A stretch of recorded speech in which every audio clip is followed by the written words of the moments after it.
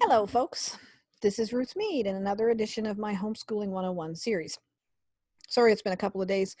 I haven't been able to get them done. I've had some articles that I was writing for some pages, people asking me some questions about abuse and how you answer people who've been through an abuse situation. And so I was working on writing up those articles and trying to get those finished up. If you're interested in those, you can let me know about those. Let me know in the comments below. And I'll send you 2 links. Also, I'll put some links there if you want some information related to that. Because I worked in a home for abused, neglected girls for 7 years, so I've got experience with that as well. But for right now, I wanted to switch back and go back to our Homeschooling 101 series, and I am now working on day 6. It's been a couple of days here since I got to these, but wanted to keep giving you more ideas of things that you can do with your kids in this time when things are so unsettled and you're looking for some activities or some things that you can do that will encourage them. If you're finding these of help to you, then please go ahead and click like on them and or share them with others who might benefit from it. It would be just a blessing to me to hear that people have really enjoyed them. So if you want them, if you want to let other people know, just click on the links below or share and comment and just let me know what has been helpful or what other ideas you'd like to see. And then also send them on to other people who might find these helpful as they're thinking their way through what to do with their munchkins during this time. So let's just go ahead and jump right in to day 6, Homeschooling 101, day 6, how to think and what to do from a biblical perspective. First of all, don't panic. And then we're going to review the verses that we did yesterday, or not yesterday, last week. We're going to review the verses that we did last week. We're going to fix our mind in the Word of God. We're going to memorize these things with our children. And then I've got 3 new ones for you. So this week, our theme is going to be strong, be courageous, do not fear, do not be dismayed. And that word dismayed means do not be shattered or cracked. So last week's review verses. 1 Thessalonians 5:24, faithful is he who calls you, who also will do it. Philippians 1:6, being confident of this very thing, that he who has begun a good work in you will be faithful to complete it in you. And hopefully you've got these memorized now with your kids, and you'll be able to just pull these right up again. Philippians 4:13, I can do all things through Christ who strengthens me. And then 1 Corinthians 15:58, be ye steadfast, unmovable, always abounding in the work of the Lord, for as much as you know that your labor is not in vain in the Lord. Now, the 3 new verses for this week. Because they have very similar phrasing, they will be easier for you to learn, even though they're a little bit longer. Deuteronomy 31, 7a and 8. And Moses called to Joshua and said to him in the sight of all Israel, be strong and of a good courage. And the Lord is he who goes before you. He will be with you. He will not fail you nor forsake you. Do not fear nor be dismayed. And Joshua 1:9, have not I commanded you, be strong and of good courage. Do not be afraid nor be dismayed, for the Lord your God is with you in all places where you go. 1 Chronicles 22:13b, the Lord charged Moses concerning Israel, be strong and of a good courage, do not fear, nor be dismayed. What to think?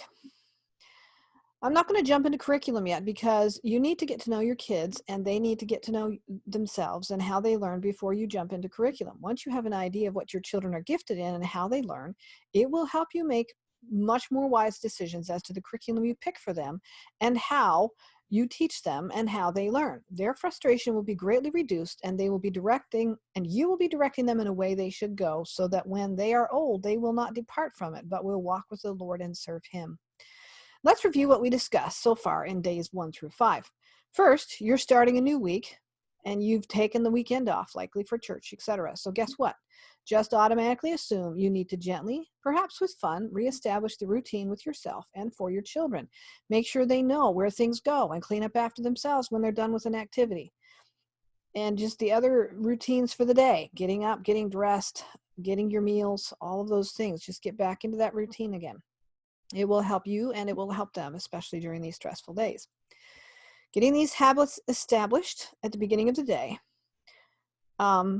Just jump right into it. Don't make the assumption that they already know. That way, you're not going to get frustrated. Just remember what I said earlier last week, that if Peter felt it necessary to remind the believers in 2 Peter who were adults, then how much more do we need to remind our children with patience and gentleness? Another verse comes to mind from James 1:5, where God says he does not chide or reproach us when we're constantly seeking his wisdom. He does so because he knows our frame and he remembers that we are dust, Psalm 103:14. So too are your dear children, and they do need the constant reminders. We can do it with fun, or we can get frustrated. Fun tends to be a better approach than constant frustration. Thus, tell them from the outset what the expectation is, and because you do, the day will absolutely go smoother, because then all you'll have to do at certain points is say, remember, we need to get our tools from here and put them there. If you develop the mindset that you must do this every day and that it's okay, then you won't get frustrated about it. It's just a habit that you just do automatically, and you just say it. You can, after a time, change it so it's fun and say things like, so what is the routine for getting up and putting things away? And make them repeat it. And then, awesome, I'm glad you remembered. Now show me your fantastic diligence and character by doing it, because Colossians 3:23 says, whatever you do, do it heartily as to the Lord and not unto men. Taking this approach helps you to not entertain the thought that my kids should just get this and do it. You just quietly assume they need the constant reminder, and you just do it. It's completely without emotion or frustration, because you know it's necessary. Once you establish that mindset that you know it's absolutely necessary, then it's never a frustration. And when they get to the point where they actually start doing it by habit, then you're not frustrated. You're actually praising them and saying, well, praise the Lord, you've picked up on this. You're taking this ownership and you're doing it. And I'm so glad I don't have to keep reminding you, because you now understand and see how beneficial it is to you to have a schedule and a routine. Remember that this way of thinking and teaching your children to establish routines is very important to how things go academically. Children need to learn the organization skills so that they will approach every subject and every task with a system of organization, especially those who have ADD or HD. As they're scattered as their minds are, they feel a lot of the time they absolutely need certain things that are just automatically part of their routine, that are predictable for their scattered mind. At any point in time when the mind is whirling, they can stop and stand still for a minute and say, now, what was the next thing I was supposed to do? And if these habits have been built in, they won't even have to think about it. They'll know what to do next time. Next.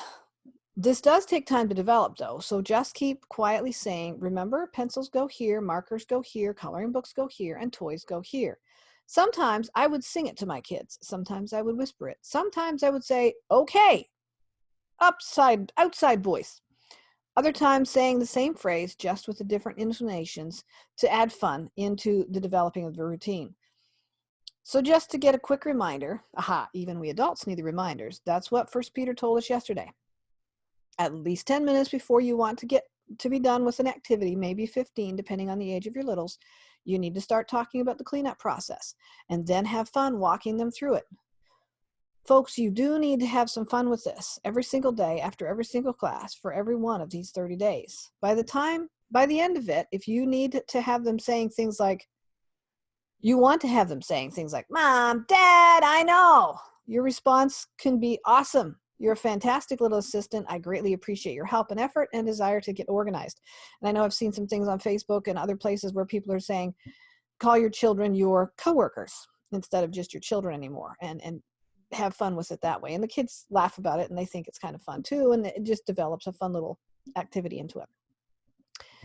Even more so, God does, because he tells us that no matter what we do, whether therefore you eat or drink or whatever you do all to the glory of God. 1 Corinthians 10:31.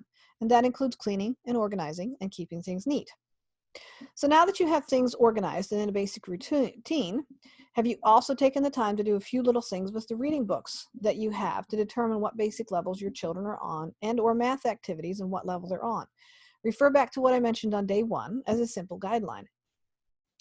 I actually had one of my parents that I'm working with right now online, doing some consultings and things. She was asking for some pointers on how to do some more with these reading activities. So that reminded me when I was working my way through this. These are just some basic things that parents are looking for ideas to figure out what to do with. So let's take a minute to discuss how a typical time of teaching should look. This can cover a 30 to 40 minute time frame. The first 5 minutes should be review of what you did yesterday. You noticed I did that with mine at the top here. You start with some kind of review. Then you introduce today's ideas or lesson, and then the next 5 to 15 minutes should be going over new material and making sure they understand it with some guided practice where you have them working and you're helping them work with the skills. Then the last 10 to 15 minutes should be for them to do some independent practice where they have a chance to do the skill and show you what they learned. Refer back to 1 John 1 to see the sequence. They hear, they look, they touch, they talk about, and then they start demonstrating things with writing. Okay, so some ideas of something to do today for day 6. Reading. Again, I'm working on helping you develop relational and communication skills and understanding with your children. So the reading that I'm going to suggest today is the chart below on your child's motivational patterns, and then how these patterns relate to spiritual giftedness and potential areas of ministry now or later. Once again, I'm also giving you the surface information. If you're a family and want to dig further into these things, you are more than welcome to. So I'll give you the resources I've used, and or you can find lots of things online, especially for your older kids. I've tried to keep this relatively simple so that when you've got littles who are still learning, you can use the basic ideas even with them and build into their character now, an understanding that God has given them specific gifts and abilities that can be used for his kingdom. For math, you can create a chart or graph with each of the 8 different motivational areas or giftedness and how many in your family have that particular gift. For writing, it's important to note, writing is not just done for reading time. It should be part of every subject area, including your math class. For instance, they should be able to create simple word problems and write them out in a sentence, even from very young ages. When they get older, the word problems should be more difficult to write out, but the fact that they're creating their own will make it easier for them to picture what's happening when they see one that they did not create or have to figure one out that somebody else did. The simple checklist to determine more kinds of motivation related to spiritual gifts will be below. I'll put the link so that you can go in there. If you want the free printout for it, it's available through that link. So you just click on the link and it'll take you to a page where it'll let you download the video. Again, there are many resources online that will add more information to all of these. This is just the basics to help you and your child get to know each other better and where they are in Christ and how their unique personalities and abilities are designed to grow in his kingdom here on earth. When you're done, that's it for today. Again, I'm not jumping into curriculum yet because you need to get to know your kids and they need to get to know themselves and how they learn before you jump into curriculum. Once you have an idea of what your children are gifted in and how they learn, it will help you make much wiser decisions as to the curriculum you pick for them and how you teach them and how they learn. Their frustration will be greatly reduced and you will be directing them in a way they should go so that when they are old, they won't depart from it, but will walk with the Lord and serve him. I have a great deal more of these kinds of charts, etc. But again, I'm trying to keep these very simple for these activities. If you want more, you can sign in when you go to sign up for this one. You can potentially ask me for other ideas of charts or graphs or ways to track their learning or figure them out, those kinds of things. So this particular chart that you can access below, I'm not going to actually read down through all of this one. Just go ahead and access it below so that you can print it out. And you'll see, matter of fact, you know what, I'm going to pull up the screen so you can see it here, but I'm not going to read down through each one of them this time. I'll just tell you the basics of how the chart works. So let me share my screen for a minute here.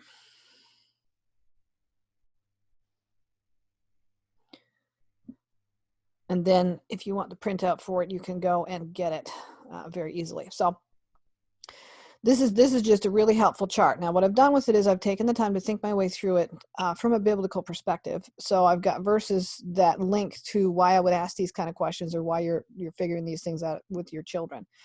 So human motivation is a complex concept, and we are motivated by a variety of God-given interests and abilities. So see Romans 12, 3 through 8, and 1 Corinthians 12, 1 through 11 for all the different gifts that are listed there. One of the primary responsibilities of a parent is to inspire children to reach their fullest potential. As we've discussed so far in the 101 series, each child has a unique combination of God-given gifts and desires that will move the child to apply himself fully to his academic work. It is futile to attempt to motivate a varied group of youngsters by using a single general approach or method. If children can't learn the way that we teach and learn, we must teach the way that he or she learns. If a child can't. The following informal assessment tool may be of assistance in determining the drives that motivate a child. This mini survey could be given to children at the beginning of the year or anytime during the year. Explain to your child that the survey is designed to help you get to know them better and to assist you in your design and plan for homeschooling. Encourage them to answer the questions thoughtfully and honestly, and assure them that there's no correct answers. So what you're going to do with this is they're going to read the questions, and I've used this over and over and over and over again with an awful lot of kids, and it really has, with some of the other charts that I've come up with or used over the years, it really has given me a picture of what motivates this particular child, what their gifts might be, and their leadership skills, and it helps them to learn better. So read these questions. Circle 2 of the answers. So sometimes you look at it and you go, well, I like this one and I like this one. So if there's 2, then pick 2. The 2 most likely that they would enjoy. Read all the answers carefully and select the 2 that you would like. So if you had a project, what would you want your parents to do? When you get a good grade on a paper, what would you want people to do? If you found a $20 bill, what would you want to have happen? If you're on a roller coaster and a photographer from a local newspaper takes your picture, what would you do with that being on the front page? What would you like for your birthday? What do you wish that your parents did more in the homeschooling environment? Your dad asked you to clean the yard on Saturday. How would you want him to respond? Think about a teacher that you like, and most of that teachers, what did they do that you really enjoyed? Then think about a grandparent. What did they do that you enjoy? Think about a teacher or parent that you really enjoyed. What would you want them to do? And then when you record the answers, you make your little chart, you record your answers of how many A, B, C, or D that they did. And then you kind of look up the results. And if you've got a lot of A responses, the child is motivated by serving people. That's one of the gifts. If you get a lot of B responses, the child is motivated by leadership and administration and appropriate affirmation. There's many verses that talk about how, God affirmed his son Jesus when he came up out of the waters. Jesus talked about Nathanael. Behold, he's a man in whom there is no guile. And it's